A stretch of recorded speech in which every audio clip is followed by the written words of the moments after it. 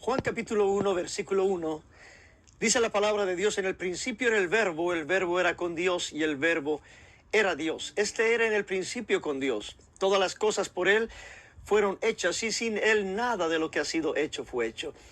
Una de las cosas que me impresiona en la palabra del Señor es hablar del verbo de Dios, nuestro tema el día de hoy.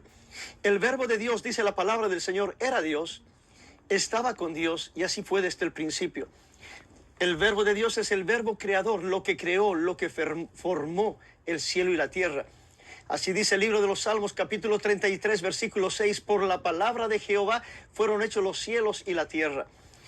El verbo de Dios, no podía estar el verbo con Dios en un sentido de tener a alguien a su lado, porque el Señor mismo dijo en el Antiguo Testamento, en Deuteronomio 32, 39, Jehová dijo: ved, porque yo soy y no hay dioses conmigo. No había dioses al lado de Él. Cuando dice que el verbo estaba con Dios, no quiere decir que el Dios Hijo estaba al lado del Dios Padre. Quiere decir que la palabra de Dios estaba con Dios desde la eternidad. El verbo de Dios es el Logos, es la palabra creadora.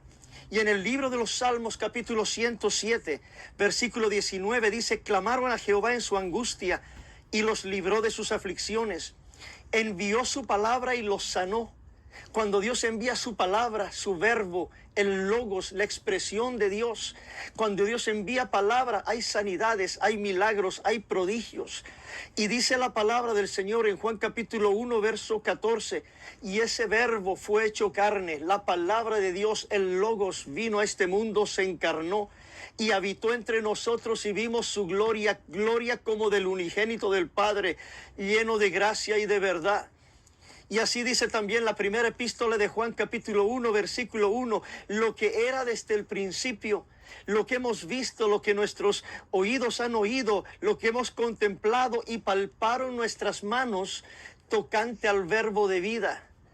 Porque la vida se manifestó y la hemos visto, dice la palabra, y testificamos y os anunciamos. Ese verbo se manifestó, ese verbo que es la palabra, vino a este mundo y estuvo en medio de nosotros.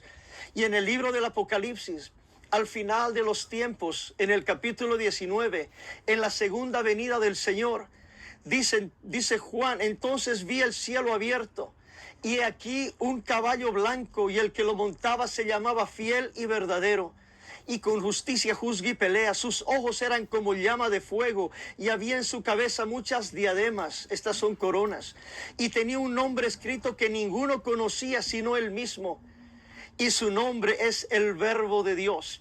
Ese verbo de Dios que vino a este mundo, ese verbo de Dios que dio palabra de creación en el principio, ese verbo Dios que está sanando, el verbo de Dios va a volver otra vez en su segunda venida, sentado en un caballo blanco, y dice: es el verbo de Dios, de su boca sale una espada aguda, esa es su palabra. Y dice el versículo 16, en su vestidura y en su muslo tiene escrito este nombre: Rey de Reyes y Señor de Señores. El verbo de Dios no es una segunda persona de nadie. Él es el Rey de Reyes, Él es el Señor de Señores, el Alfa y el Omega, el principio y el fin. El verbo de Dios es la palabra de Dios en acción, esa palabra que está accionando en nuestras vidas en este momento. Jesús es su nombre.